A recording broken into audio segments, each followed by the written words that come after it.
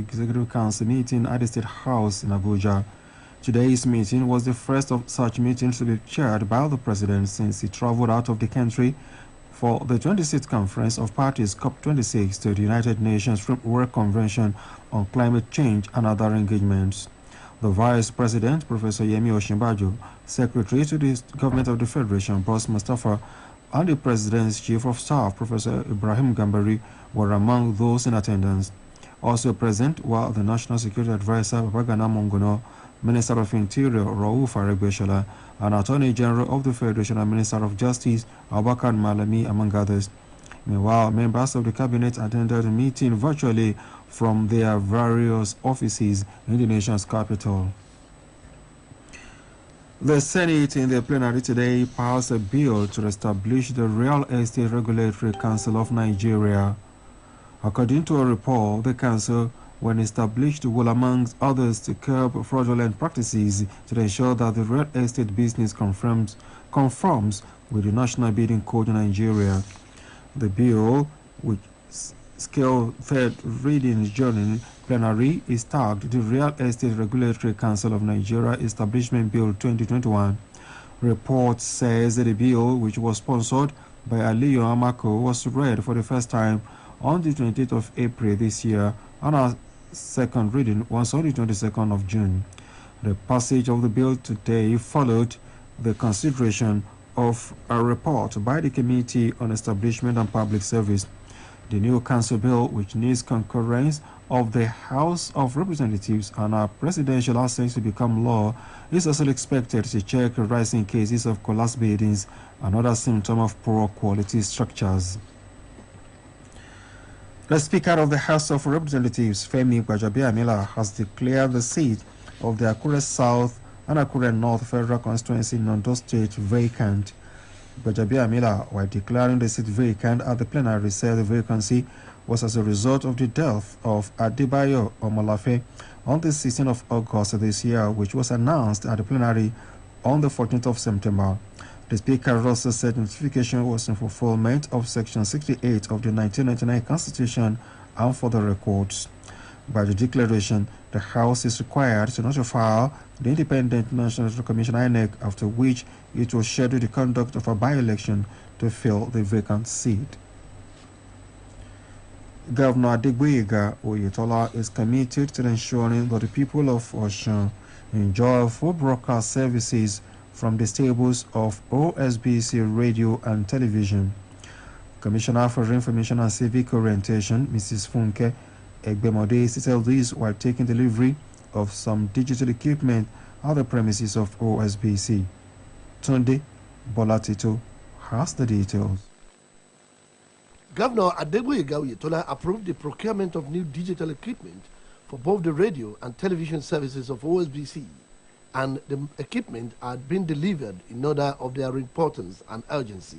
The Commissioner for Information and Civic Orientation, Mrs. Funke Egbemode, and the management of OSBC under the Acting Director General, Mr. Rashid Folarami, took delivery of a new digital AVR UPS today, an electronic device that will ward off the negative effect of power surge and sudden outage of the station's equipment. Speaking with OSBC News, Mrs. Egbemode was full of appreciation to Governor Adegboyega Oyetola, adding that he's always a man of his words. And this is another step. This is not the first step. The governor promised us a digital uplink. He has bought it. He has been paying our bills in dollars for us to remain hosted on satellite. And then we went and told him that we kept going up here because our UPS were no longer able to carry us. And he promised that they would do this. And I must tell you that they personally supervised the process of ensuring that these UPS were delivered on time. The funds were released on time, and the management of OSBC worked tirelessly. And so from now on, we should expect that the days of being off air, because we had no backup, we just go off air and then come back and say we're sorry for this break in transmission and all of that those days are gone. Conducting the commissioner round the station's equipment needing replacement, the acting director general of OSBC, Mr. Rashid Falaromi, said Governor Oyetola has not reneged on his promise to revitalize the OSBC in no distant time. We would like to appreciate Mr. Governor for the wonder he has done for us at OSBC. It's long expected, but there's now a proof that Mr. Governor is a man of his word. The acting director general added that the people of Osun State will from now enjoy uninterrupted broadcasts from OSBC now that a major problem has been surmounted. I want to tell members of the public, particularly our audience, that what they will be witnessing henceforth is an uninterrupted transmission from OSBC Radio. This is Babatunde Bolatito reporting.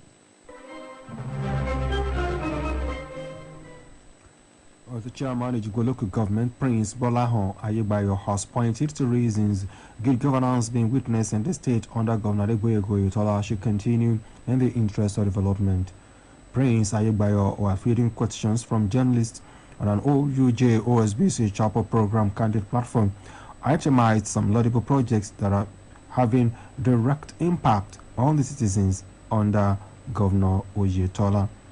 Abiodun Babadeya now reports. For several hours, the chairman caretaker committee, Ejigbo local government, Prince Bolahon Ayegbayo, was proceeding answers to questions posed to him about politics, economy, and administration in the state of Osun. Prince Ayegbayo said that rather than dissipating too much of energy, Governor Adegboyega Oyetola is fulfilling his part with the people of Osun. At this week's edition of Candid Platform, moderated by Olushayo Babatunde with Adebayo Oyeniyi and Kayode Adebayo as panelists, there was no dull moment as the guest and Ejigbo Prince and local government boss highlighted the numerous achievements of Governor Oyetola's administration within 3 years in office. According to him, every political ward in the state can now boast of well-equipped and functional public health facility, an indication that the present administration has brought qualitative health to the doorstep of all. The Ejigbo local government boss, who is council area has not had it so rosy since the return of democracy in 1999, however, lauded Governor Adegboyega Oyetola's administration, maintaining that the Itatu death trap, Ara Ejigbo Road and Ejigbo Oko Road have been fixed, explaining that he has been following the footpaths of the governor in Ejigbo local government. Prince Ayegbayo explained that he has been taking workers' welfare and that of the people at the grassroots as priority. Adducing reasons to support the continuity of the governor beyond 2022, he said it is when such feat is achieved that the Osun free-feeding construction of infrastructure, prompt payment of salaries and economic boost can continue. Berating the politics of bitters being played in some quarters, Prince Ayegbayo implored politicians and their supporters to embrace developmental politics in the interest of the state.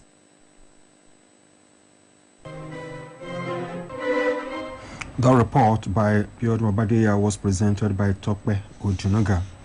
All is set for the formal commencement of the first ever agricultural and mineral resources trade fair tagged Ajelawa as the state governor, Mr. Adegboyega Oyetola, formally declares it open amidst pomp and ceremony tomorrow.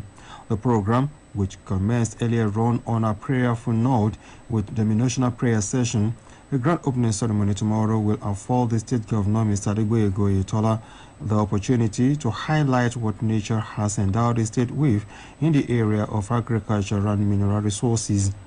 RJ International Trade Fair Complex in Osun, where the trade fair is holding, has started wearing a new look as both local and foreign investors have started exhibiting their goods, products, and services. The theme of the program is stimulating value addition through digital economy for Nigeria's sustainable development. The trade fair, according to the Commissioner for Commerce, Industry, Cooperatives and Empowerment, Dr. Bodil Lanipekun, while briefing newsmen after the prayer session, said there will be another veritable opportunity for Osun to showcase to the world in a big way what nature has endowed the state with. The cost of food items in Nigeria is getting increasing daily in the market. However, Getting free meals a day has become difficult for many Nigerians who, in their expressions with our reporters, called on the government at all levels to crash the prices of food items. Our reporter, Kainde Oyedele, has more.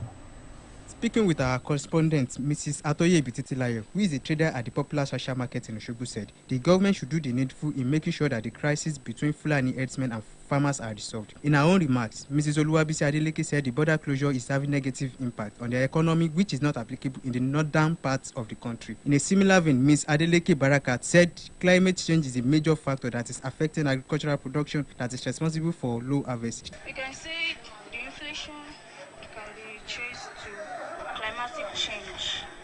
Due to some changes in our climate, the harvest is not as before. And the little harvest that there is, the high pressure on it. So, what we have cannot generate the number of people. And again, Stressing further that the population is exploding every day, which makes the available food items inefficient for the populace. Ms. Adeleke implored the federal government to improvise agricultural sector so that the Nigerian farmer.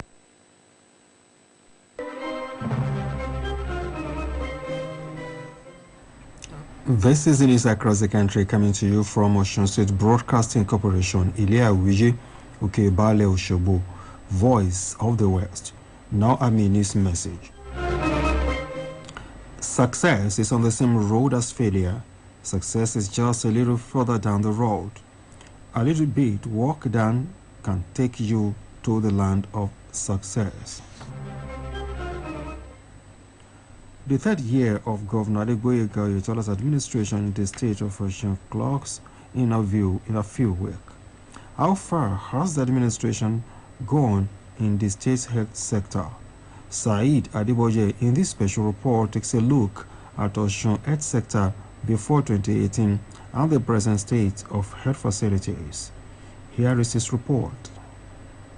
Some 3 years ago, Governor Adegboyega Oyetola took the mantle of leadership in the state of Osun. Then, there were a lot of expectations from him, but some residents of the state believed in the ability of the Ragbiji-born insurance magnate to turn the state around for better, most especially the state health sector. Perhaps Governor Oyetola also keyed into the popular saying that health is wealth. Therefore, he took the need to provide qualitative health of the people as priority. Not far from the time he was sworn in as Osun herdsman, his administration embarked on the rehabilitation of 332 public health centers across the state. And as of today, every political ward in the state of Osun can boast of having a functional health facility. The state general hospital at Shubiaro was not left behind in the scheme of things. It got rehabilitated to what is today known as Specialist Hospital. Dr. Shiji Olamiju is the special advisor on public health. While speaking, noted that the achievement of Governor Oyetola in the area of health are speaking volume, as the state is now rated one of the best within the southwest states. All the general hospitals in the state, including PHCs, were renovated. And not only that, 120 bed hospital being built in Ashubi are almost completed, and 30 units of quarters for health workers alongside with each other, and a lot of monumental, development happening to our health, all in the name of making sure that every citizen is healthy. About sustainability, yes, it is sustainable. And we also enjoy the support of Basic Health Provision Fund, also that also helps us in terms of healthcare financing. Osun Health Insurance Scheme is another lofty innovation of Governor Oyetola's administration, which is bridging the gap between the rich, the poor, and the vulnerable. The scheme is getting the people of the state of Osun treated without any stress whatsoever. Because it is not a place where you can find quack. You find registered and competent hands working here. So, and that is something which has been happening here. And even with the relationship with the patients, I believe they can have all that here. Even if we have any difficult case, as a government hospital, we refer on time before things get out of hand. So I can tell you that government hospital is far better than private one. If you talk in terms of amenities, then if you talk in terms of the hands that are working, I can assure you that government place, and even with the present thing, the government is really working hard towards improving, and which they have done, but we still expect more. The Primary Healthcare Board has also received the necessary attention it deserved to ensure that people of the state are living a healthy life. This was an attestation by people who are beneficiaries of Osun Health Scheme. According to them, Governor Oyetola should be regarded as the architect of healthy living in the state of Osun. Although we have private hospitals, but I've been hearing about primary health centers in Osun State that they are quite very okay. And one of my friends registered like 2-3 months ago, and I've even followed her like 2-3 times, and I saw the way they attended to her. And in fact, I've gone to a private hospital before, but I changed my mind to come here because they attended to her in a very good